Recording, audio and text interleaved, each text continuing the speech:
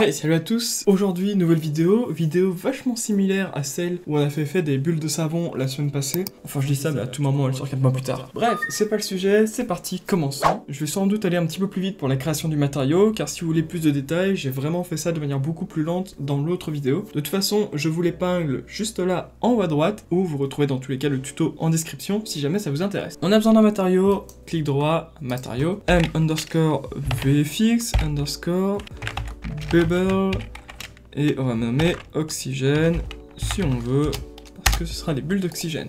Si jamais, attention, si jamais vous avez fait le tuto précédent, vous créez une instance que vous nommez mi_bubble et vous collez simplement cette texture là. Texture qui pour rappel se trouve en description, et si vous voulez télécharger le projet complet, il est disponible sur mon Patreon. Bref, assez de blabla, il est temps d'y aller. On rajoute une nouvelle texture, cette texture on va y ajouter notre bubble oxygène.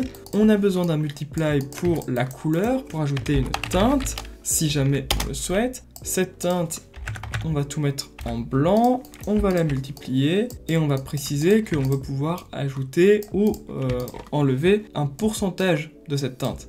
Si jamais je veux faire du rouge mais que je trouve que c'est trop rouge, et ben on va utiliser l'intensity pour modifier tout ça. Là on va mettre 25, qui est d'ailleurs maintenant que j'y pense un peu trop, mais bon, pour que ça fonctionne, voilà. On va le multiplier, on va le multiplier pour ajouter une nouvelle texture, le noise, qui va donc faire cette espèce de un peu effet random pour ajouter à la bulle son côté organique. Pour ça, on a besoin d'un panner, et le panner va faire en sorte que notre texture, si je fais un preview node, bouge. Si maintenant je mets 0.05, 0.05, voilà, elle va bouger, et justement, on va la connecter là pour que notre texture bouge. Sauf que on va pas simplement faire ça, on va ajouter une multiplication pour que notre effet fonctionne un peu mieux ou un peu moins bien, plus puissant ou moins puissant, ça c'est comme on veut. Moi je vais laisser 1,25, ça me semble être un bon ratio. On va le connecter au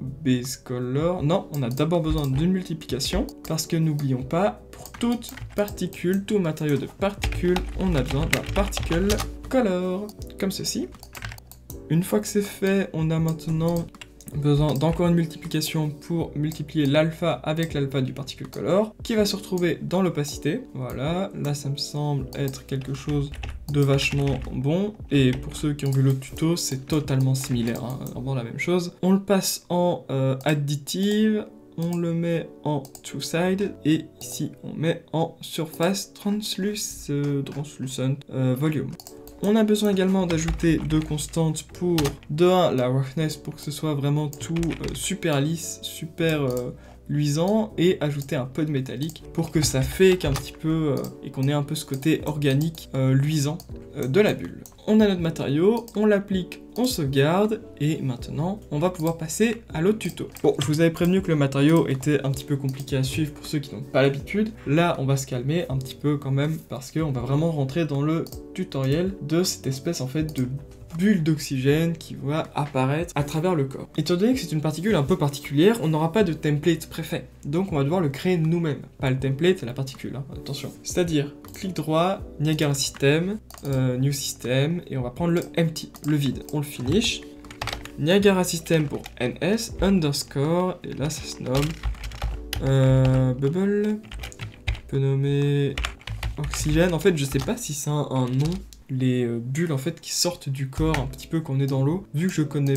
enfin vu que j'ignore si ce phénomène a un nom, à mon avis oui, parce que tout a un nom à l'heure actuelle, bah, j'ai juste nommé bulle d'oxygène. Vous comprenez bien. Le principe de nouveau, vous la nommez comme vous voulez. Moi je fais que ce qui moi me semble logique. Ensuite, maintenant qu'on a pris quelque chose d'empty, on a besoin de particules. On dirait logique. Bon, pas n'importe lesquelles. On a besoin d'appliquer notre matériau. On peut le sélectionner et on l'actualise ici. Voilà. Mais ouais, mais pourquoi il n'y a pas de matériau? Pourquoi il n'y a pas de bulle? Tout simplement parce qu'on n'a pas précisé combien de particules il y allait avoir dans ce système. Donc, dans l'émetteur update, on va faire un spawn rate, et le spawn rate va contenir le nombre de particules qu'on veut. Si j'en mets une, il n'y en aura qu'une. Si j'en mets 44, il y en aura 44. Mais là, de nouveau, ouais, bah, c'est juste plus émissif, ça fait juste plus de lumière. Non, c'est juste que vu qu'elles ne savent pas quoi faire, elles ne savent pas où aller, elles restent sur place. Et si justement maintenant, ça va être, entre guillemets, le défi, ça va être d'ajouter toute une mécanique, tout un mouvement, toute une physique pour reproduire cette espèce de bulles qui vont juste dans tous les sens une fois qu'un corps plonge dans l'eau. Pour le spawn rate, pour ma part, je vais le laisser à 350 et ensuite on va initialiser quelque chose. On va initialiser quoi? Les particules, comme j'ai dit, elles vont apparaître quand un corps va plonger dans l'eau. Donc le particle spawn, on va faire un skeletal mesh location. De nouveau, ça va être un corps qui va plonger dans l'eau. Donc, autrement dit, notre personnage à nous. Ça veut dire qu'on peut mettre notre Queen Simple, comme ceci, et boum, on a déjà un effet. On dirait un peu le bonhomme Michelin pour ceux qui ont la ref. Maintenant, c'est bon. Au niveau du personnage, c'est bon. Ce qu'on va faire, c'est qu'on va ajouter de la gravité. Gravity 4 et on fixe. Voilà, boum. Là, toutes les bulles vont dans le sens inverse à ce qu'on veut.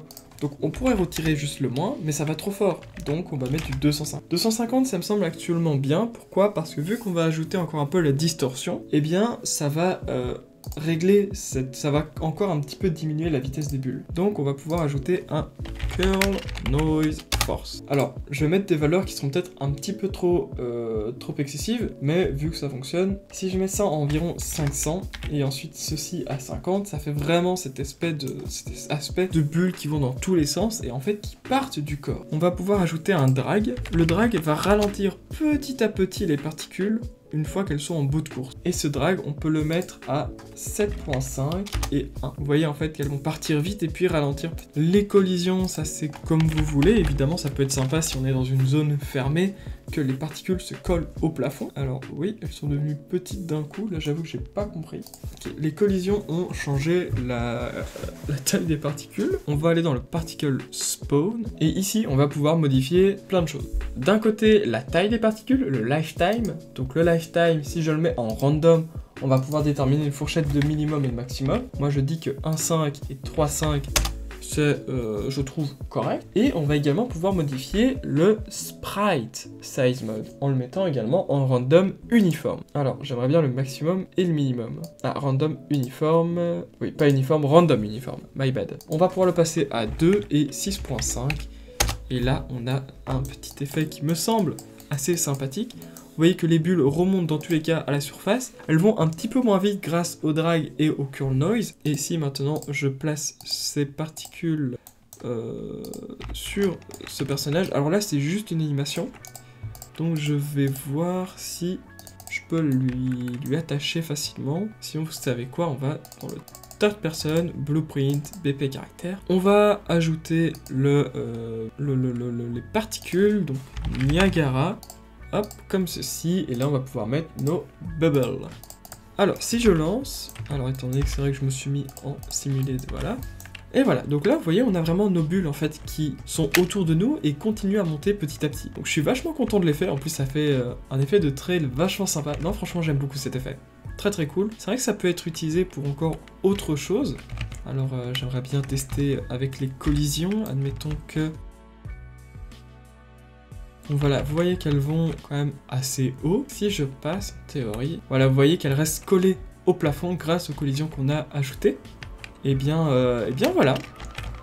Voilà les gars, c'est tout pour cette vidéo. J'espère que ça vous a plu, que vous avez appris des choses. Moi je vous donne rendez-vous dans une prochaine vidéo.